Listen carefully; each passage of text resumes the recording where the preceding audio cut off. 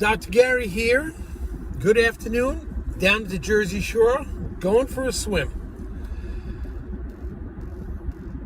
Our company is called Healthcare Practice Sales, LLC. We are dental practice brokers. We've been doing this for 11 years, and I was a dentist for 25 years. We now have 8 employees, including 2 CPA accountants. We're in 19 states. And our contact information is 201-663-0935. Our website is dentalpracticeguide.com, dentalpracticeguide.com. We have a lot of information in there. Hopefully you'll find helpful. The information you're about to hear is only for entertainment purposes. It is not for legal or business advice.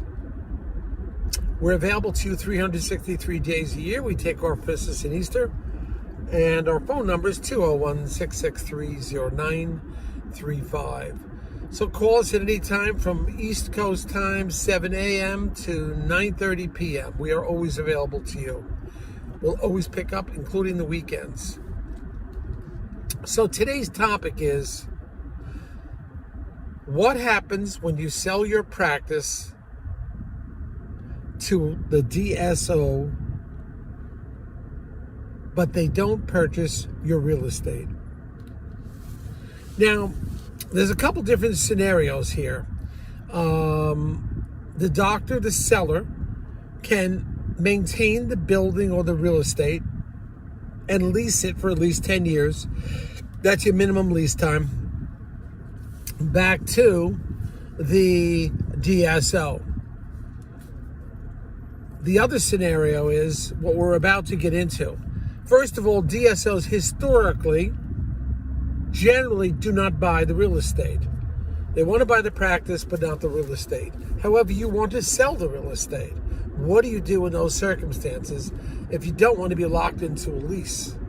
Well, there are certain times that you could do a simultaneous or in a very short time period, enter a short, they may enter a lease, but you have the ability to sell the building, and they can sometimes set it up. For example, there's one company that one of the DSOs that is aligned with a large commercial real estate brokerage house in the country.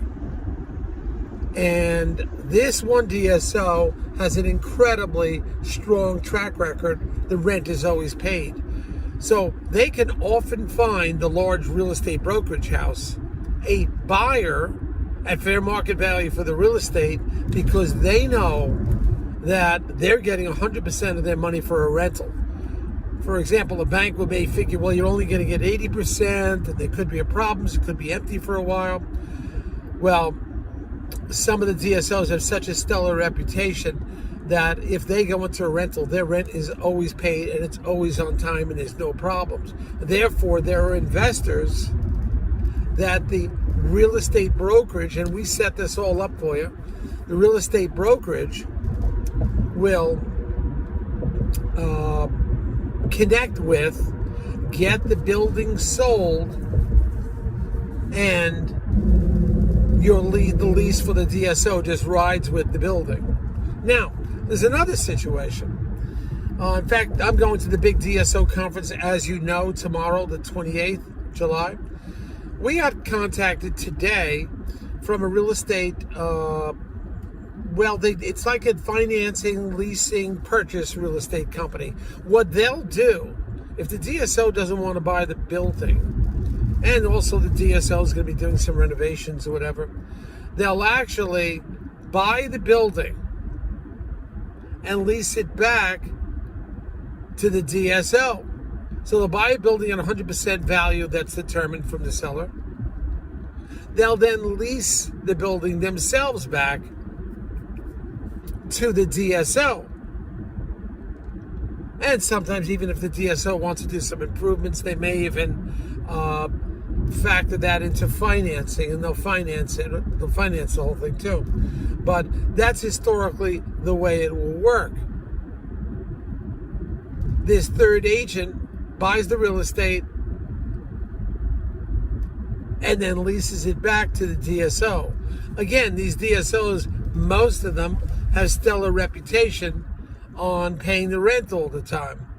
So this works out very well, and the investor, or they, the company, are very comfortable. Now, meeting this fellow at the convention tomorrow, he reached out to me. I sent him a note, try to connect with me, because they have that evening they have a networking type thing, I think over 2 nights, indoors, outdoors, cocktails, food, out by the pool, out in the veranda. It's going to be great. So I will keep you guys posted about that. Then in addition, I also just a side note, about 10 minutes ago, got a note from a hedge fund private equity that they want to meet me and find out what I have for sale, because now, as you know, we have 90 for sale, and occasionally we get the very large ones. In fact, I have one that's about 14, 15 million coming up, and we're excited about that. So we do get some very, very large ones. And also, I have a few in the pipeline down the road. One is doing, I think there's 8 practices. They're up in that northern New England area. They're coming around. And I have another fellow that has 5 practices. He'll be coming around.